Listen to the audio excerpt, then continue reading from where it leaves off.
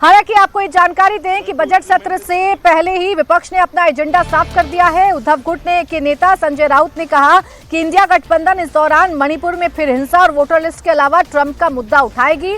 संजय राउत ने कहा कि ट्रंप ने केवल पीएम मोदी ही नहीं पूरे भारत का अपमान किया है। वो हिंदुस्तान को दबाव में लाने की कोशिश कर रहे हैं, लेकिन सरकार इस मुद्दे पर चुप है।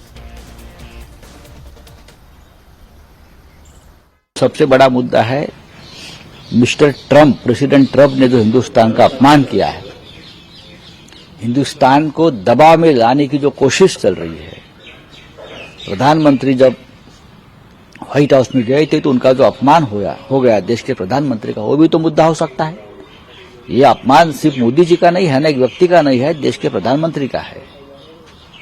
ये मुद्दा हमारे लिए बहुत ही गंभीर और महत्वपूर्ण है। ये जो खेल महाराष्ट्र में हुआ, हरियाणा में हुआ, दिल्ली में हुआ, ये अब पश्चिम बंगाल में करने जा रहे थे, लेकिन वहां के जो हमारे साथी है तृणमूल कांग्रेस और ममता दीदी, वो लोगों ने तो खेल खराब कर दिया बीजेपी का और चुनाव आयोग को अपनी गलती माननी पड़ी। तो ये बहुत बड़ा मुद्दा है देश के लिए, लोकतंत्र को। ये लोगों से कैसा खतरा है, ये कैसे बोगस और फ्रॉड लोग हैं, ये ममता दीदी ने सामने लाया है।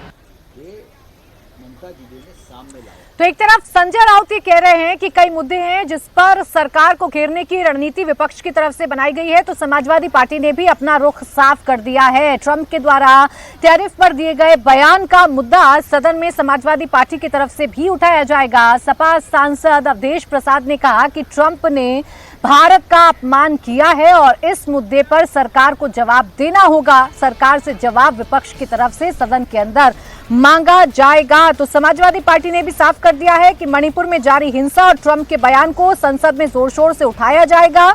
ये भी कहा गया है समाजवादी पार्टी के सांसद के द्वारा कि भारत का अपमान ट्रंप ने किया है और विपक्ष इस अपमान को बर्दाश्त नहीं करेगा।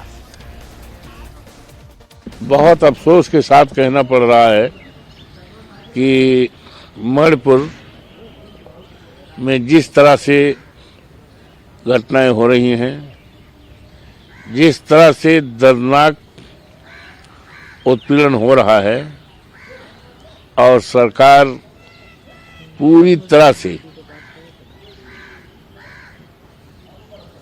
मौन है और उसके द्वारा उठाए गए जो भी स्टेप हैं, कदम हैं, वो निष्क्रिय है और ये देश के लिए, देश की एकता के लिए, देश की अखंडता के लिए अच्छे संकेत नहीं है।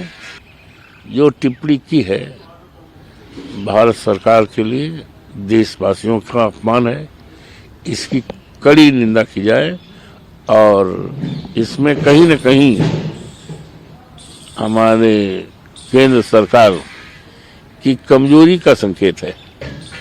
हम सभी इसको किसी कीमत पर बर्दाश्त नहीं करेंगे और सदन में भी इस मामले को केवल उठाने का ही न काम बल्कि सरकार को घेरने का काम किया जाएगा।